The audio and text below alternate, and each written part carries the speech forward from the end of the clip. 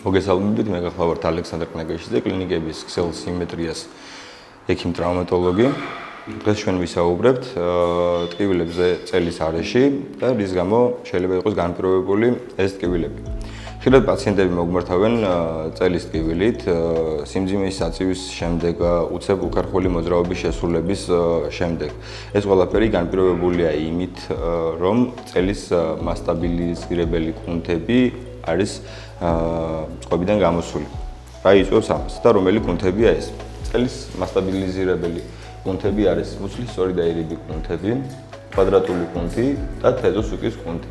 წელი ისევე როგორც კისერი არის ყველაზე მობილური და მოძრავი სეგმენტი ჩვენი ხერხემლის, ამიტომ ხშირი არის წარმოქმნილი პრობლემები, როგორც არის წელის ტკივილი, სიმძიმის შეგრძნება, წელის მუდმივი დაღლილობა. როგორ მივხვდეთ, რის გამო არის ეს ყველაფერი გამოწვეული?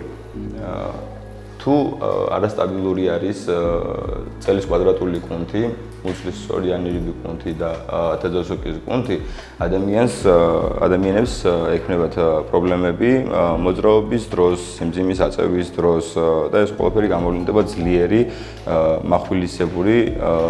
მახვილის ჩაცემისებური ტკივილის სახით.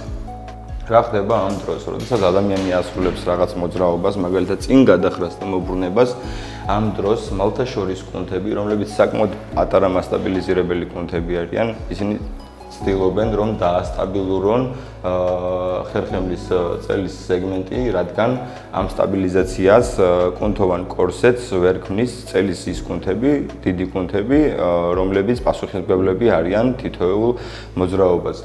ამიტომ ეს პატარ-პატარა კუნთები ცდილობენ, რომ დაასტაბილურონ მთლიანად ხერხემლის წელის სეგმენტი, რასაც ვერ უმკლავდებიან, იმიტომ რომ ძალიან პატარა ზომის არიან და ამ დროს პროცესში ერთვება ზურგის გამშლელი კუნთები, რომლებიც ხერხემლის გასწვრივ მდებარეობენ და ამ დროს ადამიანებს უჩნდებათ ორი ამობურცული პარალელური ხაზი ხერხემლის გასწვრივ. ეს ნიშნავს იმას, რომ წელის სეგმენტში რომელიღაც კუნთს აქვს პრობლემა და ამ პრობლემის საკომპენსაციოდ და პრობლემის აღმოსამხვრელად ორგანიზმმა, კერძოდ კი წელის გამშლელმა კუნთებმა საკუთარ თავზე აიღეს იმ კუნთის ფუნქცია. რა ხდება ამ დროს? როგორ უნდა მოვიქცეთ? პირველ რიგში ამ დროს აუცილებელი არის, რომ ვიმართოთ ექიმს, რათა მოხდეს ტკივილის კუპირება და პრობლემის დიაგნოსტირება. ხშირად, როდესაც პაციენტები მეკითხებიან, შეიძლება თუ არა სპორტ დარბაზში სიარული იმის გამო, რომ აღმოფხვრან ეს პრობლემა, რათა გაიმაგრონ წელის კუნთოვანი კორსეტი,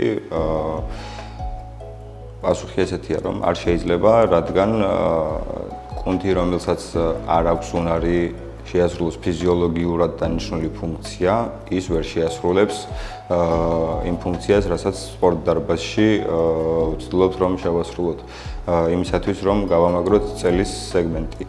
ამისათვის აუცილებელი არის მოხდეს დიაგნოსტირება,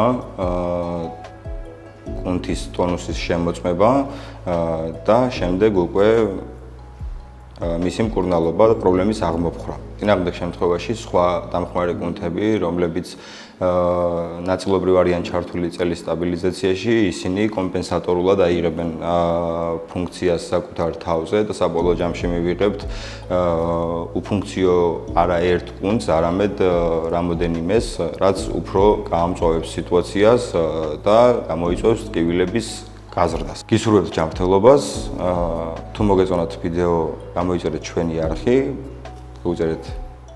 მოიწონეთ ვიდეო და თუ გაქვთ კითხვები, დაწერეთ კომენტარი.